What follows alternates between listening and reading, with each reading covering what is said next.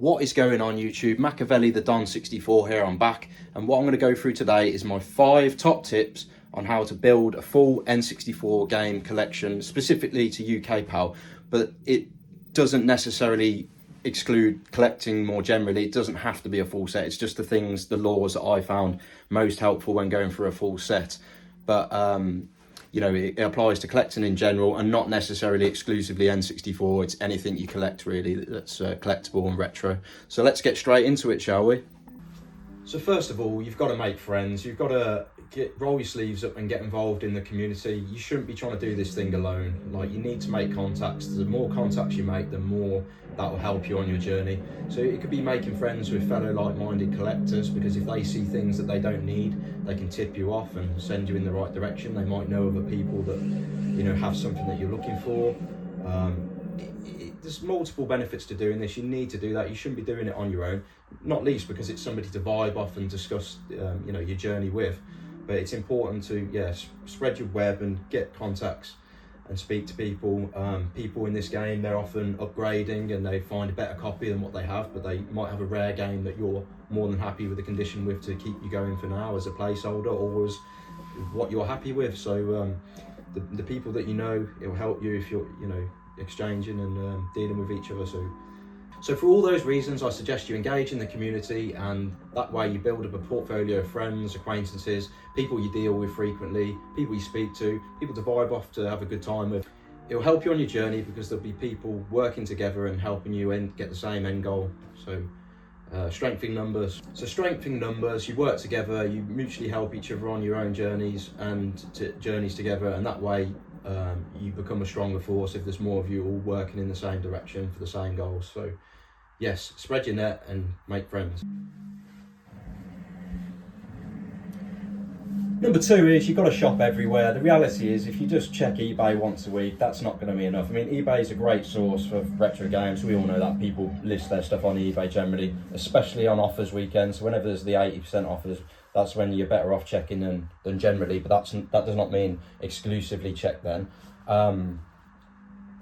You've got to look at other places because other people are refreshing eBay all the time. CEX is good. Unfortunately, people are using software on that now to get stock alerts ahead of schedule for the rarer games. But CEX is still useful physically in store sometimes, or for the more common games. But the rarer games, it does get a bit more of a minefield because of said people using software. But there's there's CEX, Vinted, other online marketplaces, Facebook marketplaces, going to car boots and so on, although boxed N64 is probably not so much good for that, but we'll get onto that later for certainly trade material for CEX vouchers and so on. So yeah, Vinted, CEX, eBay, going to gaming fairs, Birmingham Gaming Market, London Gaming Market, and there's many more around the country. Going to games fairs like that. Retro game shops, they do exist in pockets around the country. You've got to check these places out. You've got to maximise the places you look, because you know, you need to be looking in places where not everyone is all the time, because the reality is all eyes are generally on eBay, so you'll have a much harder time of it finding the rarer games for a good price at least, exclusively on eBay. So yeah, gaming groups as well, the N64 PALS Group, which we'll get onto, that's a useful resourceful place, and you know, you come across collectors selling up and stuff, so that's probably a good place as well. So yeah, make sure you look in other places other than eBay. Look at as many places as you can. Number 3, you need to get some of the heavies out the way early. I mean, if you leave it all till the last minute, all the hard ones left at the end, you end up with an insurmountable challenge that becomes too difficult.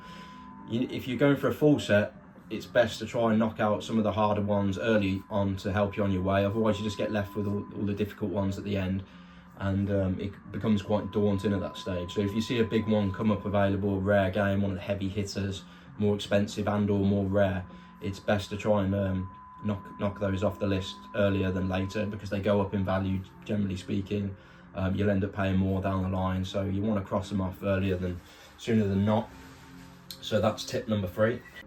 Tip number 4, you get out what you put in. So the more time you spend looking, searching, hunting, the more likely it is you're going to find what you're looking for, right? If you look on eBay once a week for one of the rare games, it's probably not going to happen in all due respect, because you know, things get listed by it now and they get snapped up straight away. So you're gonna have to put a bit of time in. You know, we call it refreshing, but you know, if you scour eBay, you know, throughout the day, you're more likely to see things than other people who aren't looking as routinely. I have to say, people are doing that more militant now, so you're going to have to be on your fingertips to make sure you snag things as they come available on eBay or buy it now. But you'll also see things that are up for auctions and stuff like that, and you won't miss the good stuff. But you also need to be putting yourself out there. You need to be putting yourself out there. You need to be on groups. You need to be going to markets. You need to be going to shops. You need to be searching these places, going to CEX, looking at CEX app and see what's in, and giving yourself the best shot of finding some of these games. So you get out what you put in. So if you put in the effort to try and find stuff, you're more likely to find it than not. So yes, generally speaking, you get out what you put in, and that's rule number 4. Tip or rule number 5 is that you do a bit of wheeling and dealing as you go along, you know, buying and selling on. So by that I mean, you know, you could go to Car Boots and looking for tap to trade into CEX and build up vouchers. That's a good way of doing it. Or you know, buying games through your 64 collection. But if you find a nicer copy, you can buy that, but try and sell the old one for more than what you paid for it if it's all doable. If you got a good price when you bought it, what I often found is I was able to sell my old copy for more, and my net cost of what the upgrade I purchased was actually lower, in some cases lower than what I paid for my original, if you were, you know, good enough, lucky enough, in the right place at the right time to get the original copy for a good price. So that's tip number 5 for me, is doing a bit of buying and selling within your means. You know, an expensive hobby, so if you can make a little bit of buying and selling and you know, upgrading in the process and stuff, it'll make your journey a lot smoother. And certainly the CEX voucher route, that seems to work for a lot of people, so it goes without saying, really. Yeah, so that's rule number 5, suggestion number 5, tip number 5. Just to add, it's important to live within your means as well, so only spend what you can afford to buying games, because at the end of the day, it is a hobby, it's not your life, so don't make it your life, and certainly don't get into financial distress because of it. I've seen a lot of collectors crash and burn because they go 100 miles an hour trying to complete the full set, trying to do everything as quick as they can. And unfortunately life gets in the way and they end up having to sell their collection, sadly. So it's very hard as well, because it's quite an addictive thing when you're on a collection journey and you want to get to the end and all the rest of it. But it's important to remain level-headed and remember it's a marathon, not a sprint, and try and take it steady and live within your means. That's why the buying and selling helps a little bit along the way. But yeah, make sure you stay in your lane and don't spend too much on the journey, and enjoy the hobby. The journey's the best bit. I mean, obviously I'm grateful for what I've got now and I'm enjoying it, but you know, that rush that you get from you know, picking out games that is where the itch is really scratched. And now it's all about upgrading to try and keep that itch scratched, if you know what I mean, striving for perfection. Not so much a tip, but more a bit of advice, is I'd suggest gutting any extra paperwork from copies that you buy and then end up selling on, because you never know, you might need some of this extra paperwork down the line when you buy games in the future. If they're not complete, you know, missing cartridge baggies, if you're a fussy collector like me, it's good to take those out of any ones that you're selling, because you certainly don't want to be giving them away and having to buy more later or chase more later. People sell them, but they can get quite expensive.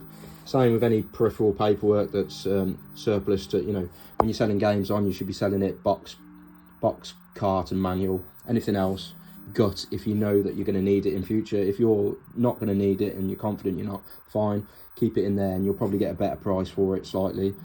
It all depends on the game itself, but where you might anticipate needing this paperwork in future, I suggest you gut it, because you don't want to be chasing that later on. Yeah, so hopefully those 5 tips help you on your journey and they come in handy. Some useful pointers there, plus the extra one about the paperwork. Those are the things that helped me get to my end goal of getting this complete N64 PAL collection. So we'll give you one last look while we're here. Still missing the Banjo-Kazooie player's choice up there, but other than that, we're nearly there.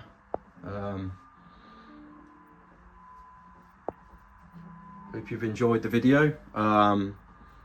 Also, I run an N64 group on Facebook, N64 PALS. So if you could join that, it'll be, you know, useful for you as a good reference point for information, information on the paperwork that came in all the games, to take part in raffles, to sell, buy, trade, whatever you want to do. Engage with the community and help build up you know, a bank of people that you can rely on and help you on your journey, and meet people like I did. So yeah, N64 PALS, put an image there of the group. I'll put the link in the description as well. Thanks for watching, hope it's been helpful, and I'll see you on the next one.